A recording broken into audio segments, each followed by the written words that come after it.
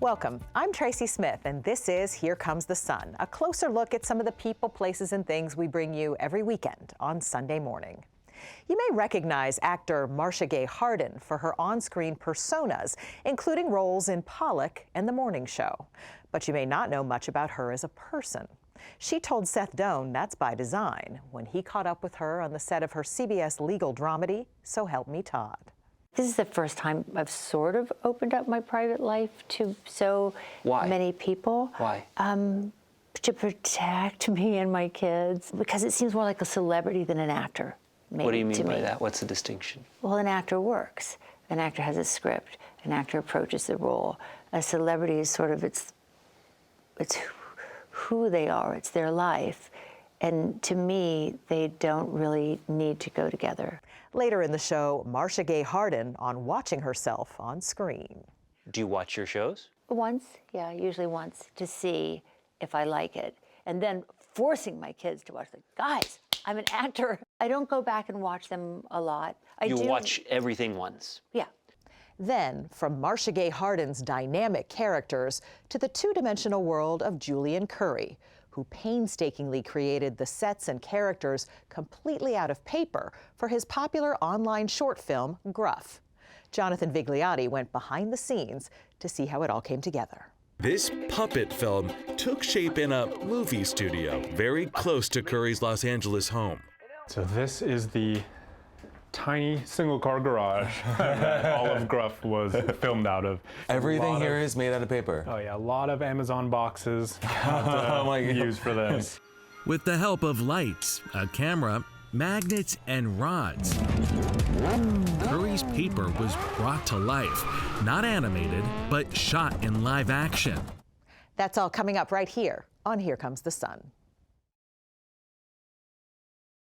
Actor Marcia Gay Harden typically doesn't want you to know much about her private life.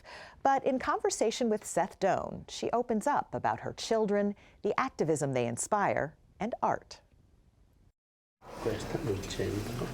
That's so hard. This is one Marcia Gay Harden role you may not be familiar with, amateur potter. I'm a practical potter, so I like to do things that you can use.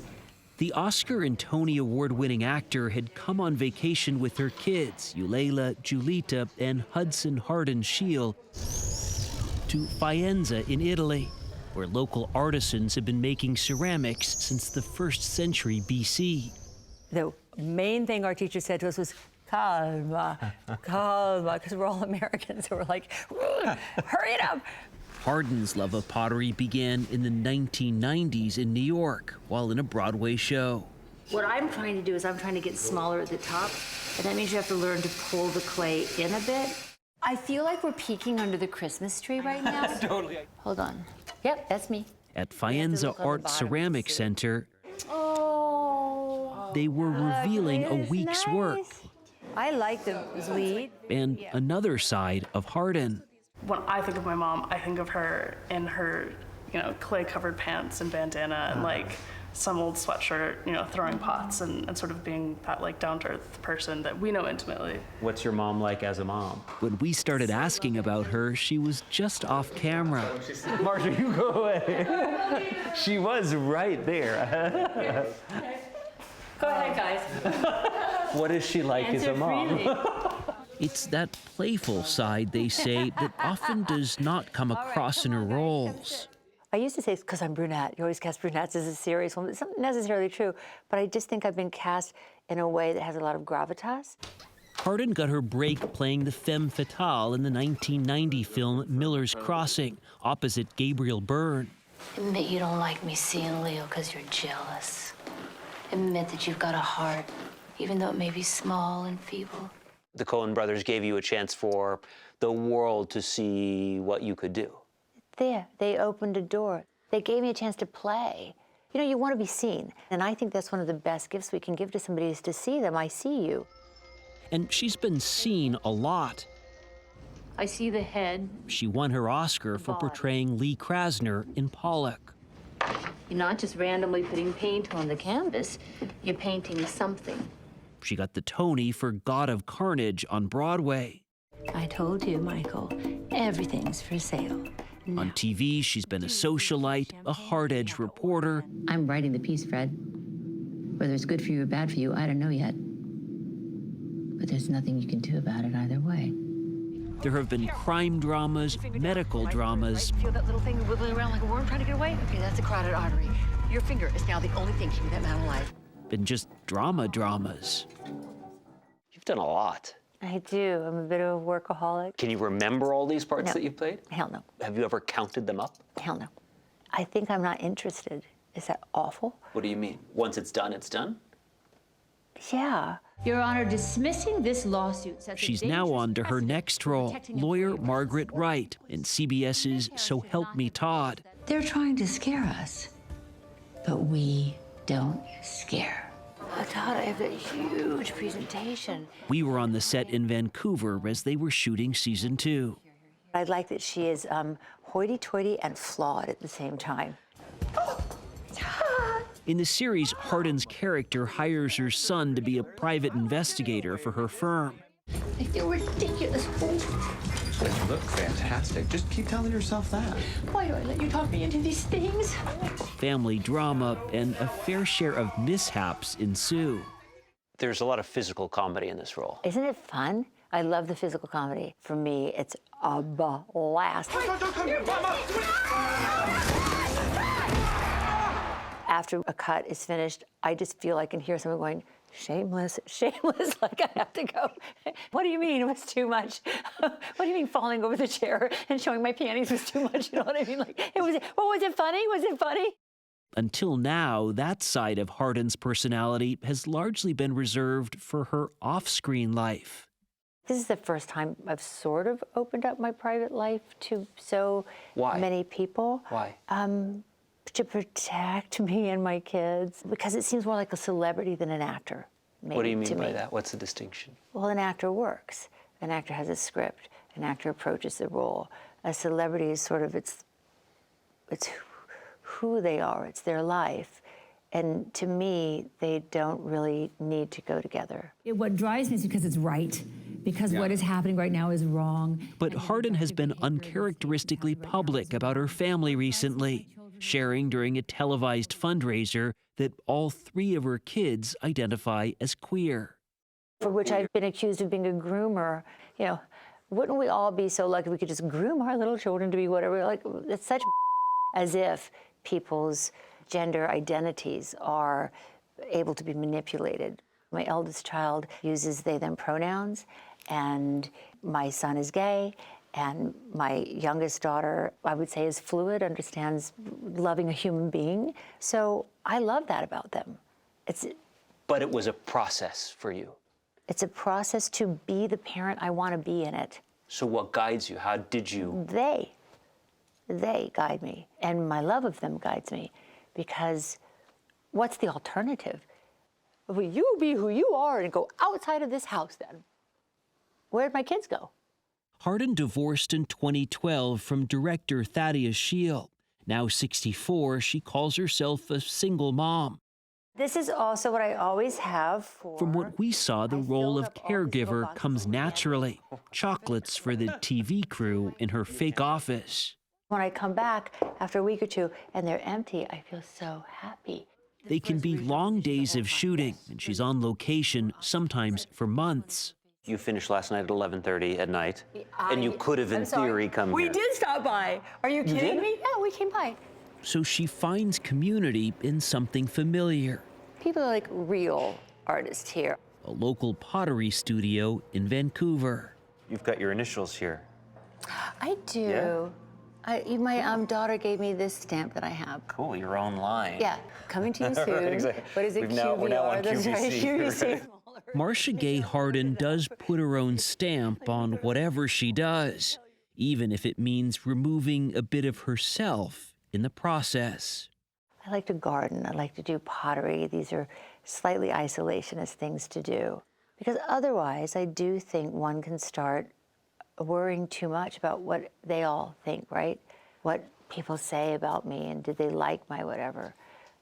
It's not me. Up next, an exclusive excerpt from Seth Doane's chat with Marcia Gay Harden, something you can only see right here on Here Comes the Sun. Stay with us. But my life is so rich and fulfilled right now. As promised, here's more from Seth Doane's interview with Marcia Gay Harden.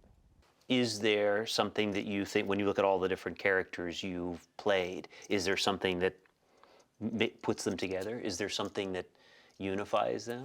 The only thing that unifies the characters is me, is the fact that it's coming through my body and my face and my voice. And I have never done like a huge prosthetic show where even physically you would go, we just lost Marcia. I did a little bit in the one Love You to Death, where I was playing the character, the mother who had Munchausen's, was the daughter of Munchausen, and the mother who had sort of abused her into that.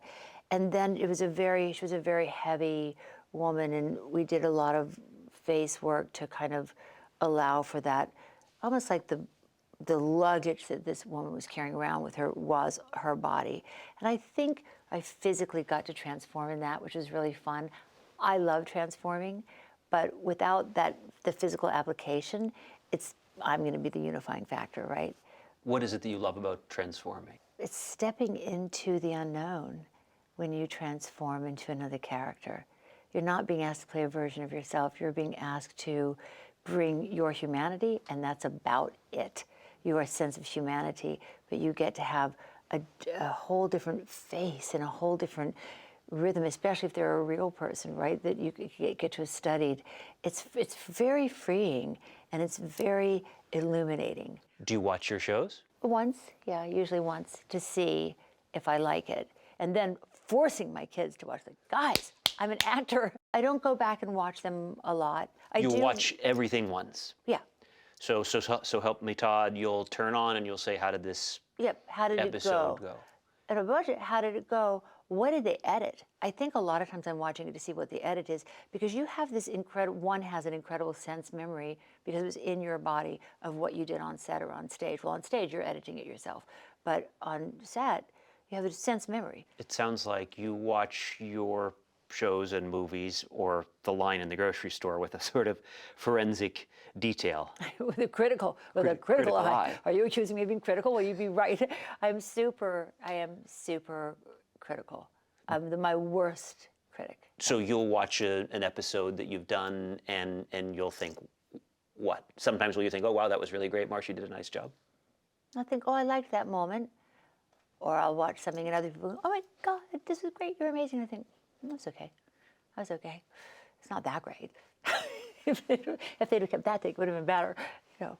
Are you on the dating market? I'm always on the dating market. No, see, I love the way you worded it, though. You said market, right? And that's what it feels a little bit like. Sweetheart, I'm the most old-fashioned priss pot in the world. So swipe, wipe, whatever is not me. It's not me. I'm not interested. What can you tell from that? I can't tell. Now, I know people have huge success with it, but what the hell happened to people inviting you to a dinner party or people meeting somebody in real life and you're like, oh, there's a spark. So in that market, that supermarket, that Whole Foods market, whatever that is, I'm open, but my life is so rich and fulfilled right now. Up next, a cutting-edge film.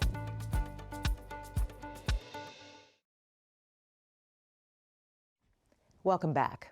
For filmmaker Julian Curi's innovative short film, Gruff, he cut everything out of paper. He turned to such a delicate medium to help him cope with a hard moment in his own life, the death of his father. Here's Jonathan Vigliotti. It took the power of 150,000 computers and hundreds of artists to digitally animate scenes like this from Pixar's Elemental. Good morning! But mostly just two hands, glue and scissors. Mommy, why won't Abuela play with me? To bring the online hit film Gruff to life. When somebody asks you, what do you do for a living, what's your response? Don't you have a more interesting question? No, I'm kidding. I do, I promise. I've got more. Julian Curry is a master of a new kind of cinematic storytelling you've likely never seen before. Who did all of the work? I did. He calls it paper puppeteering. Each character in Gruff is made using paper, first drawn on, painted, then cut out and glued together. It's a creative process he developed 3 years ago when first sketching his characters. I ended up actually just cutting those out and starting to bend and manipulate them and seeing that they reacted really beautifully to the light. So I kind of stumbled into it being a puppet film because of that. This puppet film took shape in a movie studio very close to Curry's Los Angeles home. So this is the tiny single-car garage that all of Gruff was filmed out of. Everything here is made out of paper. Oh yeah, a lot of Amazon boxes Oh my God. used for this. With the help of lights, a camera, magnets, and rods, Curry's paper was brought to life, not animated, but shot in live action, which was a lot of work. So this is Hazel, and while she works great from the front, I can't put this character onto a motorcycle. Yeah, not convincing. So then it's a whole new skeleton, whole new face, and whole new design. It just looks better. He uses almost no digital effects, mostly just removing the puppet's strings in editing. But the world he creates is full of details that make it convincing, like cutting out hundreds of leaves that go into a single photo on a wall.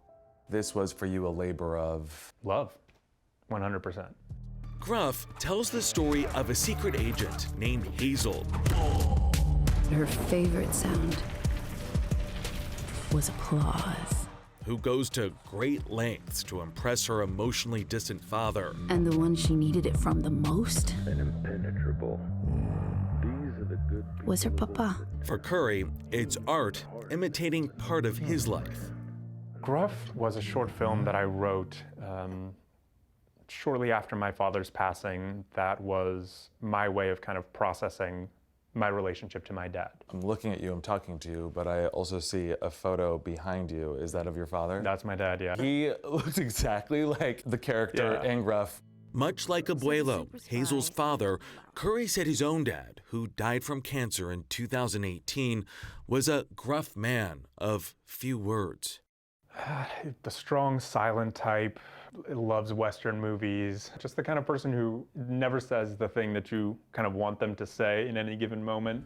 As the short film unfolds, father and child grow apart. Calls go unanswered. It caught up to them. Until a medical emergency brings them together.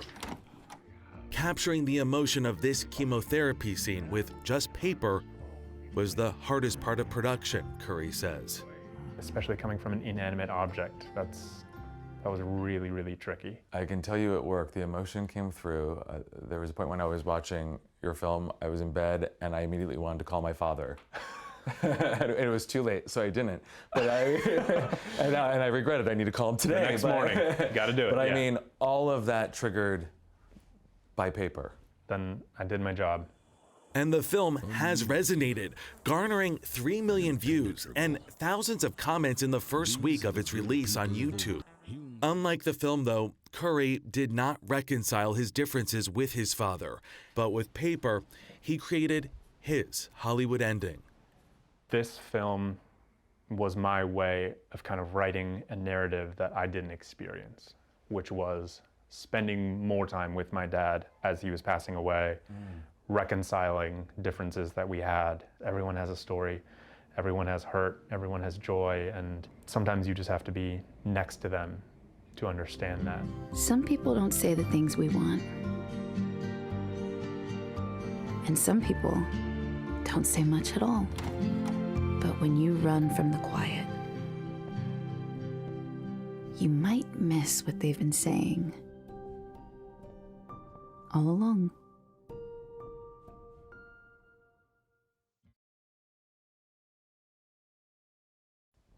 I'm Tracy Smith. Thanks for joining us. We'll see you here next time on Here Comes the Sun.